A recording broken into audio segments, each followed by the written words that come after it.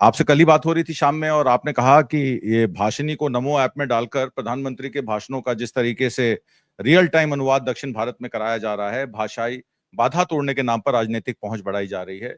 तो क्या ये मान लेना चाहिए कि जितने भी हमारे सोवरेन एआई मॉडल्स हैं, जिसका जो लक्ष्य है वो 100% डिजिटल कवरेज का है, क्या ये सिर्फ लोगों की सुविधा के लिए हैं या सरकार को बने रहने के लिए हैं? ये सरकार की एडवर्टाइजिंग का काम करेंगे, सरकार की आउटरीच का काम करेंगे, मतलब कि पैसा सरकार का, टैक्स पेयर का, और जो प्रचार प्रसार होगा वो मोदी सरकार का होगा। जरा इसके बारे में समझा दीजिए।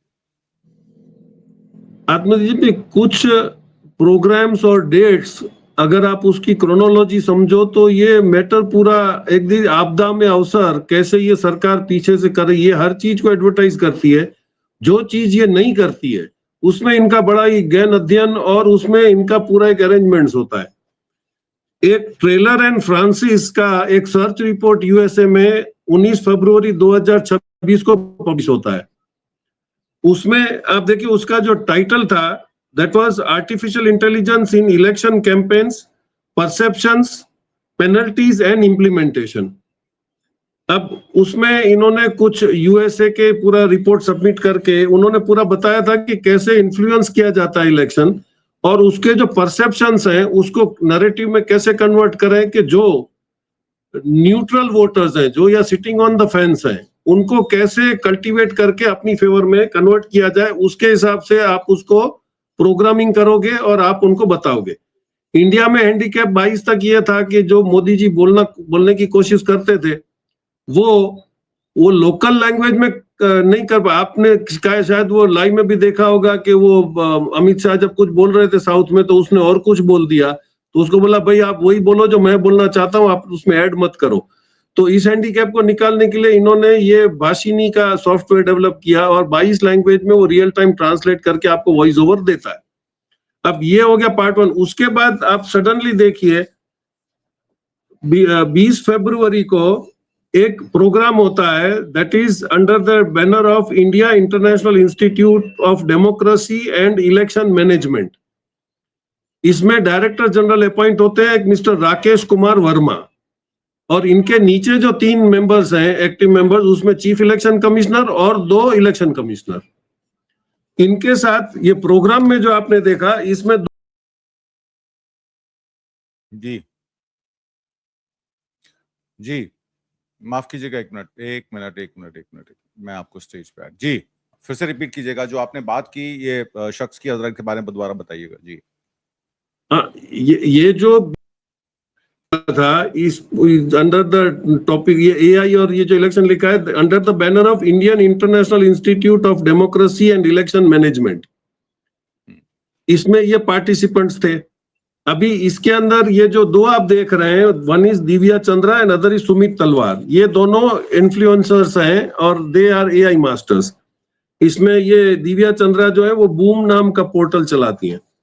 अभी आप देखिए ये एक रिपोर्ट आया, उसके अंदर पूरी डिटेल्स दी थी। अभी रिपोर्ट जो आया था अपना ट्रेलर और फ्रांसिस का, इसके अंदर एआई के फायदे में कैसे उसका क्या क्या उसका इम्प्लीमेंटेशन कर सकते हैं। That was identification of favorable voters through data profile, predictive modeling, social media sentiment analysis, or now to bypass the opposition and target the neutral voters. तो ये आप समझ सकते हो कि ये वहां से जो अमेरिकन रिसर्च जो आया है उसको हम लोग कैसे इसमें इंप्लीमेंट करने की कोशिश कर रहे हैं और how are we going to go through. अब इसमें आप देखिए तो इमीडिएटली पूछ एआई PUCH पूछ एआई जो लॉन्च हुआ है वो आपका लोकल ये है कि लोकल लैंग्वेज में आप उसको कुछ भी पूछोगे तो वो आपको बताएगा। सो अगर आपको कुछ क्रॉस चेक करना है तो क्रॉस चेक में आपका नैरेटिव जो न्यूट्रल आदमी का है उसको किस तरह से कन्वर्ट करना है वो आपको वही चलेगा। AI is already active. अब सिंपल लैंग्वेज में देखो तो फेसबुक में अगर आप एक भी आइटम सर्च करो तो very next second you start getting other companies advertisements कि आपको ये शर्ट परचेज करो, आप ये शूज परचेज करो। इसका मतलब ये कि आप रियल टाइम वॉच हो रहे हो। AI is just going to inculcate कि आपका चॉइस ऑफ परचेज क्या है। फिर आप देखिए तो हर एक प्लेटफॉर्म पे एक कभी कभी सडनली सर्वेज आ जाते हैं कि आपको क्या लगता है कि अगला प्रधानमंत्री राहुल गांधी होगा, then you see the numbers on that, कितना परसेंटेज एग्री करे। तो ये जो डेटा कलेक्शन हो रहा है, this is definitely going to be used, क्योंकि उसमें आप देखिए आगे इन लोगों ने इसको पूरा कन्वर्जन में कैसे किया था कि आपका जो लिंक था, आपने देखिए इन्होंने बहुत वक्त से एनआरसी का मुद्दा छोड़ दिया है। अब वो नेशनल सिटीजन रजिस्टर जो बनाने का था उसकी जरूरत नहीं पड़ी, क्योंकि कोरोना के एवज में आपने आधार के बेस पे सबका तो डिटेल्स ले लिया। जो ट्रैवल कर रहे थे उनका भी आ गया, प्लेन से ट्रैवल कर रहे थे उनका भी आ गया, आपने कहीं जाना है तो आपने वो सर्टिफिकेट अपलोड करना था, मतलब ऑफिशियली वो आपका एक रिकॉर्ड आ गया। अब गांव खेड़ों में जो था या सीनियर सिटीजन थे उनको आपने प्रधानमंत्री आयुष्मान कार्ड इश्यू कर दिया, उसका भी आधार लिंक है, मतलब वो भी आपका पास डेटा आ गया। अब बचता कौन है? जेनजी और people in the rural areas, क्योंकि सिटी कॉन्सेंट्रेट तो ऐसा है कि सिटी तो भाजपा को वोट करता है, वो वहां पे मैनेज कर सकते हैं। तो रूरल के अंदर ओवरलैपिंग 3 प्रोग्राम होते हैं। अभी ये नेशनल एजुकेशन पॉलिसी 2020 में समग्र शिक्षा के नाम से लॉन्च करी इन्होंने। उसमें वो गांव में कैसे आप करोगे, फिर एक दीक्षा पीएम ई विद्या, इसमें टीचर्स कैप्चर हो जाएंगे, उसमें स्टूडेंट्स कैप्चर हो जाएंगे, और भारत नेट और ब्रॉडबैंड के साथ मिलके आपने ये सारा गांव में आपको सैटेलाइट थ्रू आपने एजुकेशन का प्रोग्राम रूरल टर्मिनल फ्री के नाम से आपने इसको बना दिया। अभी इसमें देखिए गेम कहां पर है कि BSNL was asked to load all the 6,65,000 जो पंचायत हैं, उनको आपने केबल से लिंक करके बताया था कि वहां पे एक स्कूल होगी जिसमें टीचर हो या ना हो, लेकिन आपको एजुकेशन विथ आपके इलेक्ट्रॉनिक माध्यम से आपको एजुकेशन मिलेगा। This was a broader view to take के भाई बच्चे कितने आ रहे हैं, क्योंकि आपने ये शुरू करा 15 साल की उम्र का, ताकि वो 2029 तक वो 18 साल का वोटर बन जाए, उसका अभी से ही ब्रेन वॉश कर दो। आप देखिए पूरा ये सिस्टम से इनका चल रहा है। अभी इसमें देखिए ये भाषिनी और ये हमने दोनों बात करी, फिर उसी वक्त में 2022 में जब भाषिनी और पूछो AI लॉन्च होता है, तभी नमो एप्लीकेशन भी आता है।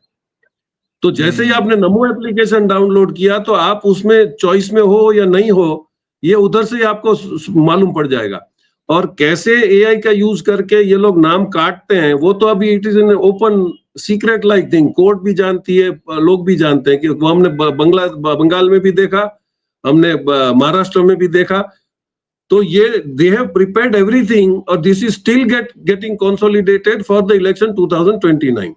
अभी इसमें आप देखिए कि आपने जितना भी रिस्पॉन्ड करना है, तो आप ये रिस्पॉन्ड करते जाओगे, उसके हिसाब से आपका कैटेगराइजेशन होता चला जाएगा, क्योंकि आप इमीडिएटली लाइक करते हो, आप फॉरवर्ड करते हो, तो ये जो प्रोफाइलिंग हो रहा है आपका डेटा एनालिसिस में, ये आपका ये सारे प्रोग्राम के नीचे सेट हो रहा है। तो अभी आपको बहुत ही क्लियर है कि आपको किसके वोट काटने। एंड में आपने AI को एक ही किल स्विच देना है कि भाई ये प्रोफाइलिंग में जो आदमी उनका नाम काट दो, या उसके अंदर कोई डिस्क्रिपेंसी क्रिएट कर दो।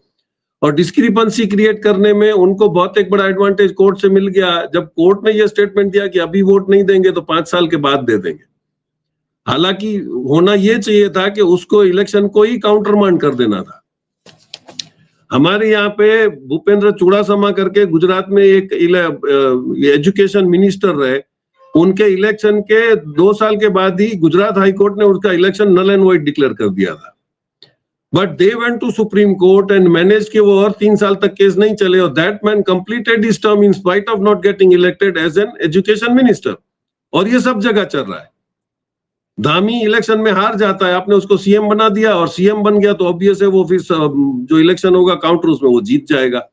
तो ये जो पूरी सिस्टम्स को डेवलप कर रहे हैं, इसमें ऑपोजिशन के पास कोई जगह नहीं रहेगी, क्योंकि इलेक्ट्रोल पे ही अभी अटैक हो रहा है। और इसमें आप देखिए इंटरेस्टिंग पार्ट इज कि जब भी ये इसका जो ओरिजिनल ये पार्टिसिपेंट थे institute of international institute of democracy में, उसमें 1 पार्टिसिपेंट्स वेर IDEA। अब ये आइडिया जो है that is institute for democracy and electoral assistance, Sweden, इसका हेडक्वार्टर स्वीडन में है। इन्होंने ये जब प्रोग्राम करा, हम खाली पॉइंट्स बोल रहे हैं, उसको मैथ जिसको करना वो कर सकता है, कि for no purpose PM visit Sweden on 17th and 18th of May in 2026। आप देखिए ये पूरा एक सिस्टमेटिक चल रहा है, क्योंकि ये पूरा सर्वे और इनका जो सिस्टम है एआई का वर्किंग का, वो ये आइडिया के पास है, जो 1995 में फॉर्म हुआ था स्वीडन में, और 23 कंट्रीज में they are operating in different name. तो ये institute for democracy and electoral assistance जो है, वो क्या असिस्टेंस करेगा आपको ये देखना पड़ेगा कि वो अभी जो ये मीटिंग में आए थे, इन्होंने ये तीनों इलेक्शन कमिश्नर और 2 इन्फ्लुएंसर और Rakesh Kumar Verma all bold from the blue आके वो डायरेक्टर जनरल बनाए जाते हैं इस इंस्टीट्यूट के। तो ये जेनजी अभी जो इसमें बचा हुआ है, Gen Z will have to concentrate and find a way out. जैसे अभी इन्होंने पूरा एक वॉर लड़ा कि उन्होंने सोशल मीडिया छोड़ के सिर्फ इंस्टाग्राम को पकड़ा, क्योंकि इंस्टाग्राम में तो अगर आप डिजिटल क्रिएटर हो तो ही आप एंटर हो सकते हो, और उन्होंने मोदी जी को मजबूर कर दिया कि अकेले ही आप क्रिएटर बन जाओ और रात को आप वीडियो अपलोड करो। तो पूरा एक नैरेटिव जो जेनजी जानता है, जेनजी ही इसी का रास्ता निकालेगा, क्योंकि आपकी जो ओल्ड टाइम वोटर्स और सीनियर सिटीजन, उनके तो सारे डेटा कैप्चर हो गए हैं। सिटीज में जितने भी कोरोना में थे उनके डेटा कैप्चर हो गए। तो अभी नाउ दिस इज, और इसमें एस्टोनिशिंग पार्ट आप देखिए कि अभी आपने देखा कि स्पेस एक्स में एलन मस्क यहाँ के बैठा हुआ है, अभी ये एजुकेशन के लिए सैटेलाइट लिंक देने को तैयार हो गया है। तो ये इसको 20% बोला है, 6,25,000 का, मतलब 20 लाख का इसको परमिशन दिया कि 20 लाख की स्कूलों को ये कनेक्ट करके देगा। अब ये 20 लाख स्कूलें कौन सी होगी ये गवर्नमेंट डिसाइड करेगी। और एस्टोनिशिंग पार्ट इज कि ये आपको बताया जाता है कि रूरल टर्मिनल्स फ्री हैं, लेकिन what is the charge of SpaceX? उनका जो आपका ये हार्डवेयर आएगा, ये जो इसका डेटा रिसीवर आएगा, सिग्नल रिसीवर आएगा, that is costing you 35,000 rupees per piece, और 6,000 to 8,000 rupees per month will be the data downloading. तो आपने जो पूरा वो 10,000 करोड़ का जो आपने बजट बनाया, उसमें तो ये सिर्फ एलन मस्क की सेट हो जाता है, बाकी किसी को करने की जरूरत ही नहीं।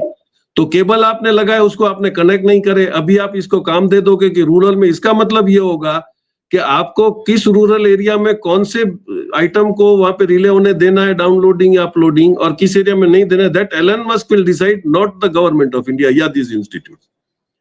तो आप समझ लो ये पूरा जो एक षड्यंत्र शुरू हुआ है, उसमें आप समझ लो कि 2029 तक इनके पास इतना सॉलिड ग्राउंड होगा कि you will not be able even to claim it. क्योंकि इसको काउंटर आप कैसे करोगे? क्योंकि ये नैरेटिव चेंज तो अभी 2 साल में ही शुरू कर देंगे, अभी सब लैंग्वेजेस में वो इन्फ्लुएंस करना शुरू करेंगे। तो पहले जो पब्लिक साउथ की नहीं समझ रही थी, अब वो समझ पाएंगे। अभी वो 15 लाख आएंगे, वो सिर्फ हिंदी बेल्ट को पता था, अभी साउथ वालों को पता चलेगा कि आपके अकाउंट में 15 लाख आने वाले हैं।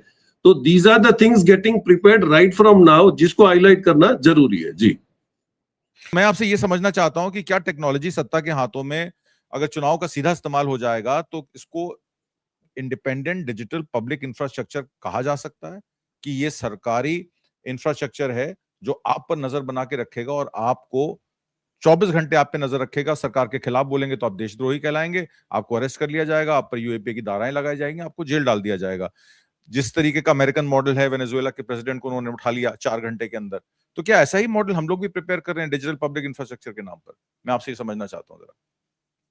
नहीं, इसका एक और एंगल देखिए, अमेरिका में बहुत बड़ा डिस्प्यूट हुआ, एंथ्रोपिक सॉफ्टवेयर जिसने बनाया वो डेंजरस है, वो आदमियों के ब्रेन सेल्स को भी इंपैक्ट कर सकता है, ऐसी वो सिस्टम उसमें थी। That is the reason he said कि अगर आप सिविलियन पे यूज करोगे, तो अमेरिका को उसने मना कर दिया कि मैं आपको नहीं दूंगा। अब नहीं देने से उन्होंने बोल दिया कि फिर हम आपको ब्लैकलिस्ट कर देंगे आपका वो, that was basically for defence. तो जैसे ही एंथ्रोपिक ने मना करा, he wanted to, he accepted losing the business, लेकिन उसने बोला ये मैं आपको डेंजरस इंस्ट्रूमेंट, या मैं आपको उसका किल स्विच नहीं दूंगा, पासकोड नहीं दूंगा। तो ओपन एआई को ऑलरेडी उसके पास जो था वो उसने मर्ज करवा दिया, और open I started getting the business. तो यहाँ पे आप दिल्ली में जो आपने एआई शो किया था उसमें भी देखिए, एंथ्रोपिक का मालिक और ओपन एआई के मालिक का हाथ मिलाने को वो तैयार नहीं थे, because they knew who is competing with और कौन इसको। और ट्रंप को यही चाहिए कि आप उसको कैसे भी आइडेंटिफाई करके आप इसको यूज करो। इसका तोड़ बहुत पहले चाइना ने ढूंढ लिया था कि उसने उनके पे डिपेंडेंसी खत्म कर दिया। तो now you can not go into and do surveillance. आप रशिया और चाइना से अभी सीक्रेट्स नहीं निकाल पा रहे हो, नॉर्थ कोरिया से नहीं निकाल पा रहे हो। The reason is they already shifted to their own systems. हमने क्या करा, हमने तो सैटेलाइट्स भी लॉन्च करके इतना कंसोर्टियम नहीं बना पाए कि भाई हम अपनी खुद की रियल टाइम सैटेलाइट से वॉच कर सकें। तो डिपेंडेंस अगर आपका जीपीएस पे रहेगा तो कारगिल की वॉर में भी जैसे आपको अमेरिका ने घस के मना कर दिया था कि हम जीपीएस आपको नहीं देंगे, उसके बाद हमने ये डिसाइड किया कि हम अपना खुद का दृष्टि वो सैटेलाइट का एक कंसोर्टियम बनाएंगे, लेकिन उसमें भी आप लोकल बनाने के चक्कर में आपको सामान मिला नहीं, आप कर नहीं पाए, और आपने चाइनीज या और किसी कंट्री से आप सपोर्ट मांगने के लिए तैयार नहीं थे, तो वो आपसे सक्सेसफुल ही नहीं हुआ, और आज आप उसमें आपका हैंडीकैप है। आपने एक नाविक बना दिया था वो बताने के लिए कि भाई ये सी सर्वेलेंस के लिए, और शिप्स जो समुद्र में शिप्स है उनको ये जियोग्राफिकल गाइडेंस देगा और एटमॉस्फेरिक गाइडेंस देगा। अब वो भी आपके काम नहीं कर रहे हैं, क्योंकि एटॉमिक क्लॉक जो है वो दुनिया में एक या दो ही कंट्री बना पा रहे हैं। एटॉमिक क्लॉक आपको मिल नहीं रहे, एटॉमिक क्लॉक नहीं मिलेगा तब तक आपका एक्यूरेसी नहीं मिलेगा। तो जिस चीज पे हमको कंसंट्रेट करना चाहिए कि हम लोग कैसे लोकल इंजन बना देंगे, हमने पहले आगे एक बार डिस्कस किया था कि 22% of the Boeing and Airbus spare parts is still made in India, हम उनको एक्सपोर्ट कर रहे हैं। तो हमने इंडिजिनियस में सिर्फ हमको डॉलर कमाने का ही हेतु है, हमको डेवलपमेंट का हेतु नहीं है।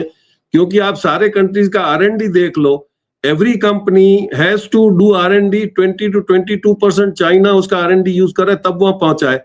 हमने CSR का जो पैसा था वो इसी के लिए था कि वो अपने एरिया में छोटी सी इंस्टीट्यूट बनाए, अपने फेवरेबल ट्रेड उनको सिखाए, और they can have the future players. लेकिन आपने उसको तो डाइल्यूट करके इलेक्ट्रल बॉन्ड में पैसा ले लिया, तो ऑब्वियस है कि अब वो कंपनियां CSR में पैसा देंगे नहीं, उनको R&D में पैसा डालने का कोई शौक ही नहीं है। तो अपना जो पूरा एक इलेक्शन कॉन्सेंट्रेटेड जो डेवलपमेंट हम कर रहे हैं चुपचाप, आप बाकी तो कुछ होता है तो झंडी दिखा के आप पूरा गोदी मीडिया को बता देते हो कि इसका एडवांटेज आप बताइए, आप हाईलाइट करिए। ये जो चीजें हैं वो सब दबा गए, क्योंकि इनको पता है कि इसके जो इंटेंशंस है on this meetings are not very clear और नॉट इवन वेरी फेयर। तो ये देखना पड़ेगा कि इनका अगर वर्किंग पूरा 29 से अभी से शुरू हो गया है, तो आप उसमें अब सोशल में तो आपका फेसबुक से ही आपका पता चल जाएगा आपका लाइक और डिसलाइक, आप परचेज क्या करते हो, आपकी इकोनॉमिकल सिचुएशन क्या है, आप क्या कर रहे हो। मतलब गवर्नमेंट के आपका गर्दन पूरा ही गवर्नमेंट के हाथ में, वो कैसे ट्विस्ट करेगा। लेकिन कंपैरेटिव में आपको बता दूं कि एक हमारे रिलेटिव है, ये रेगुलरली गोज टू चाइना, उसका बिजनेस टाइप है, तो बोल रहा था कि एक जगह पे मेरे को एड्रेस नहीं मिला, तो मैंने फुटपाथ पे बैठे हुए आदमी से पूछ लिया कि भाई ये कहाँ पर है, तो वो चल के मेरे को उसने बताया रोड के कॉर्नर पे कि सामने वाली बिल्डिंग में ये फ्लोर पे है।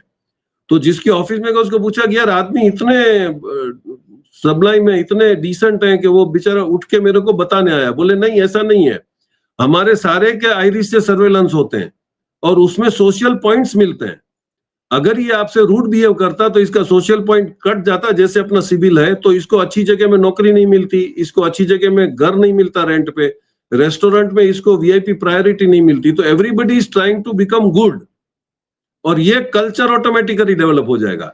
आज यही हमारे इंडियंस यहाँ पे जहां तक थूक देते हैं, कचरा फेंक देते हैं, वही अगर गल्फ में जाते हैं या यूरोप में जाते हैं तो बहुत डिसेंट हो जाते हैं। मतलब उनके पास, उनको पता तो है व्हाट इज डिसेंसी, लेकिन we have taken it for granted कि यहाँ पे तो सब चलता है, और because we did not have that system. तो ये इसको अच्छा आप फायदा उठा सकते हो, हर एक एप्लीकेशंस का इलेक्ट्रॉनिक में एडवांटेज और डिसएडवांटेज है, लेकिन आप उसको क्या ले सकते हो यूज में, ये आप पे डिपेंड करेगा। और अभी तो इनकी intention, because they are not declaring कि हम क्या कर रहे हैं, दैट मींस कि इंटेंशन आपका गलत है। Only we can assume that. जी, एज्यूम। इनफैक्ट डेटा कहाँ जा रहा है, किसके नियंत्रण में है, सहमति कितनी वास्तविक है, अगर ये मॉडल सिर्फ सेवा के लिए है तो निगरानी और राजनीतिक संचार के लिए भी है। 100% कवरेज के लक्ष्य के साथ जब जबरदस्ती से दबाव आता है, जैसे आपार में देखा गया, तो जनता का भरोसा भी कम हो जाता है। सरकार में इस डेटा के हाथ में होने के कारण का राजनीतिक इस्तेमाल, जैसे आपने बताया, फायदा तब तक सीमित रहेगा जब तक पारदर्शिता, डेटा सुरक्षा और असली विकल्प यानी कि ऑप्ट आउट मजबूत नहीं होंगे। सरकार का काम है कि इन डिजिटल डेटा से ऑप्ट आउट करना, ना कि उसका बेजा इस्तेमाल करना। आपने यही कहा, तो आपका जो डायरेक्शन है वो बिल्कुल सही दिशा में है। कोई भी सरकारी टेक्नोलॉजी सिर्फ जनता के लिए, भले के लिए नहीं आती, उसे सत्ता में हित से सत्ता में बने रहने के लिए भी इस्तेमाल किया जा सकता है, और जो कि लगातार किया जा रहा है। मैं एक लास्ट में सवाल करूंगा, मेरे पास एक डेटा है जिसमें सॉवरेन मॉडल्स पर मैं बात करूंगा। ये मॉडल्स जो हैं, स्वरम AI, जिसका प्रकार LLM 30B 105B, विशेषता बहुभाषी foundation, Bharat generation multilingual model, 22 भारतीय भाषाएं, Gnani.ai speech to speech voice translation, अवतार AI वीडियो जनरेशन, स्वदेशी वीडियो AI, अन्य डोमेन एसएलएम्स, अगर इनकी बात करें, ये मॉडल सॉवरेन यानी भारत के नियंत्रण में रखने का प्रयास है ताकि डेटा और तकनीकी विदेश पर निर्भर ना करे। लेकिन इसकी असली सफलता इस पर निर्भर करेगी कि वे कितने उपयोगी, निष्पक्ष और आम जनता के लिए सुलभ है। इनमें से 5 मॉडल पहले ही रिलीज हो चुके हैं, जिनके नाम मैंने आपको बताए हैं। सरकार ने इनके लिए 93 लाख से ज्यादा जीपीयू घंटे आवंटित किए हैं। 15 कंप्यूट सर्विस प्रोवाइडर्स को सूचीबद्ध किया गया है। कुल 237 प्रोजेक्ट्स को मंजूरी मिली है। सरकार का यह दावा है आर्थिक अवसर और रोजगार पैदा करना, एआई के जोखिमों को नियंत्रण करना, भारतीय भाषाओं, संस्कृति और जरूरतों के अनुसार मॉडल बनाना, हेल्थ केयर, शिक्षा, शासन और भाषा तकनीक जैसे क्षेत्रों में इस्तेमाल करना। अब ये इंडिया एआई मिशन के तहत जो ये चीजें की जा रही हैं, ये लोगों के लिए कितनी कारगर साबित होंगी, और क्या ये सही डायरेक्शन में जा रही हैं, या इनका भी इस्तेमाल जो है आपके सर्वेलेंस स्टेट के रूप में किया जा सकता है? जी। एक बेसिक क्वेश्चन इसमें यह है कि आपने एप्लीकेशन सारी बना दी, लेकिन what platform are you using? आपको अल्टीमेटली तो फॉरेन सैटेलाइट्स में डिपेंडेंट रहना पड़ेगा ना, आपकी खुद की तो कोई कंसोर्टियम है नहीं। आज एलन मस्क अगर 10-12 हजार सैटेलाइट भेज रहा है, चाइना भेज रहा है, रशिया भेज रहा है, तो पूरे वर्ल्ड में जब आपका एक वेब बन जाएगा तब जाके आप इंडिपेंडेंट बन सकते हो, क्योंकि फिर आप उसके दूसरे के उसमें डिच करने के चक्कर में आप उसको ब्लॉक कर सकते हो। तो यू विल हैव दैट, आपके पास तो वो है ही नहीं। तो आपको अल्टीमेटली प्लेटफॉर्म तो फॉरेन का यूज करना पड़ेगा।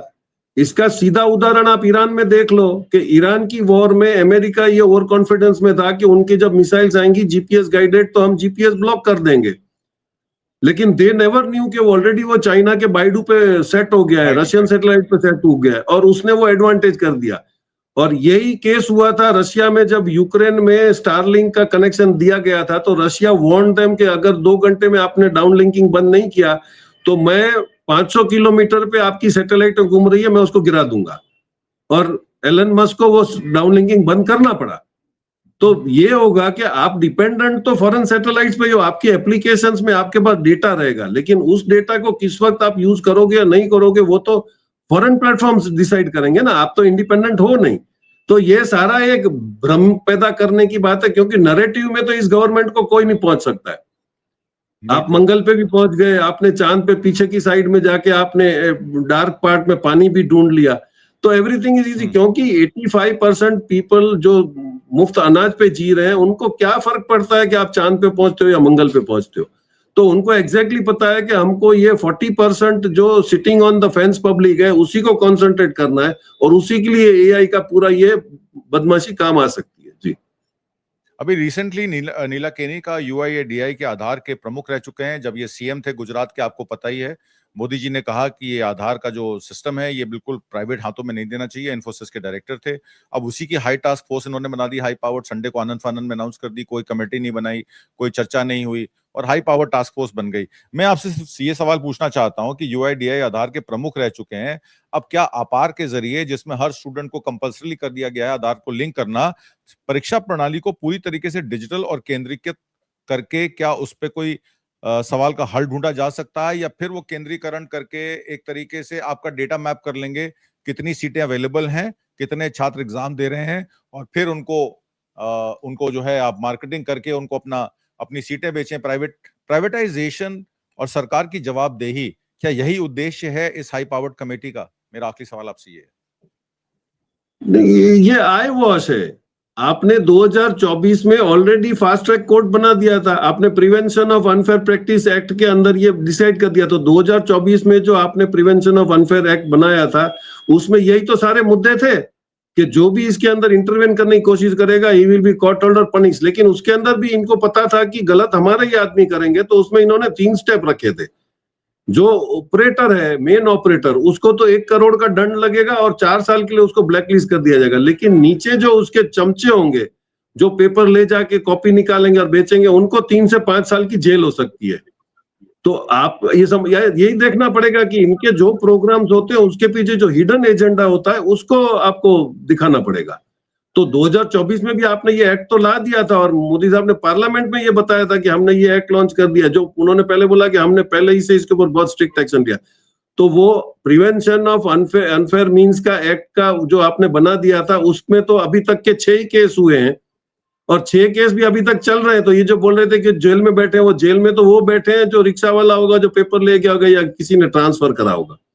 तो दे आर नॉट सीरियस, ये तो समझ में आ रहा है ना, लेकिन ये फ्री अनाज खाने वाले या सीनियर सिटीजन या अंधभक्तों को नहीं समझ में आया, लेकिन जेनजी को समझ में आ गया है. So now Gen Zs only will be able to take care, क्योंकि वो इलेक्ट्रॉनिकली भी इतने सुपीरियर हैं कि आप अगर कुछ करने जाओगे तो they will have an counter to that. और वी होप कि इस देश में अभी जेनजी ही सबको जागरूक कर पाएगा. जी, ये संयोग भी हो सकता है क्योंकि यही व्यक्ति परीक्षा सुधार टास्क फोर्स की अध्यक्षता भी कर रहा था. परीक्षा सुधार होगा या डिजिटल नियंत्रण होगा, ये तो आने वाला समय बताएगा. परीक्षा सुधार के नाम पर अपार को मजबूती से जोड़ने का क्या मतलब है? दर्शकों को पता होना चाहिए कि लीक रोकना या हर छात्र का पूरा डेटा और ट्रैक रिकॉर्ड एक जगह इकट्ठा करना, क्या यही उद्देश्य है सरकार का? अगर ये प्लेबुक पहले की तरह चलती रही जैसे कि आप कह रहे हैं, तो आगे क्या उम्मीद की जा सकती है? क्या बोर्ड परीक्षा, एडमिशन, स्कॉलरशिप सब अपार के बिना संभव हो जाएंगे?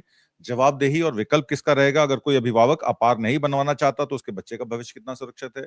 डीपीआई की आपने बात की, डिजिटल पब्लिक इंफ्रास्ट्रक्चर के नाम पर बिना पर्याप्त संसद चर्चा और स्पष्ट कानूनी सुरक्षा के छात्रों का डेटा इकट्ठा करना, क्या ये सही तरीका है? ये बहुत सारे सवाल हैं जो चर्चा से ही संभव है, पर ये सरकार चर्चा तो चाहती नहीं है.